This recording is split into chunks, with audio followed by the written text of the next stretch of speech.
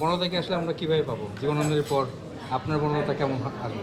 কেমন হবে? বনলতা সেন কবিতাটা পড়ে আপনার মনে কোন ইমেজটা তৈরি হয় সেটাই, মানে বনলতা সেনকে তো কেউ ডিফাইন করে দিতে পারবে না যে উনি কি বনলতা সেন। একটা সম্ভাবনার কথা বলা করব। ছিল বা করবেন, দর্শক কীভাবে নেবে? দর্শকের ব্যাপারটা তো আসলে একেবারেই দর্শকের, হ্যাঁ।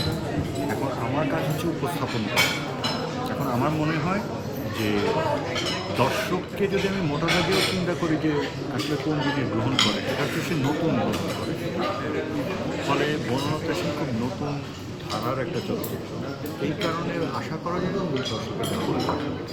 তাকে কেন সিলেক্ট আমি করলেন? আসলে এখনই বলবো না পার্টিকুলারলি কে বনলতা সেন, হ্যাঁ, কারণ আমার ছবিতে কিন্তু বনলতা সেনকে খুঁজতে গিয়ে মানে নারী চরিত্রই 6 জন, ফলে এটা কিন্তু অনেক ধরনের সম্ভাবনা। তো সেই ক্ষেত্রে প্রত্যেকেরই অনেকবার অডিশন হয়েছে, 3বারের নিচে কারো অডিশন হয়েছে, 5বার, তারপরে আর একটা দীর্ঘ রিহার্সেল হয়েছে এই ছবি। জীবন দাসের মতো করে যেরকম আমরা এক্সপেক্ট করি তাকে। এক হচ্ছে পরাবাস্তবতা, আমি কয়দিন আগে একটা ইন্টারভিউতে বললাম, এটা চর্চা করে হয় না, এটা থাকতে হয়। এটা শৈশব থেকে থাকে, আপনি পরাবাস্তব হবেন শৈশব থেকে। ফলে ওটা আমার ছিল, আমার সব কাজেই আছে, সেটা আমার পেইন্টিং হোক, আমার মিউজিক হোক, যা হোক সেখানে আছে। এবং আমি যখন জীবনানন্দ দাশ পড়া শুরু করি তখন, বা কাফকা পড়া শুরু করি, বা মার্কেস পড়া শুরু করি, তখন আমি সিমিলারিটিস খুঁজে পাই। তো আমি ওনাদের সঙ্গে খুব ইজিলি কানেক্ট করতে পারি।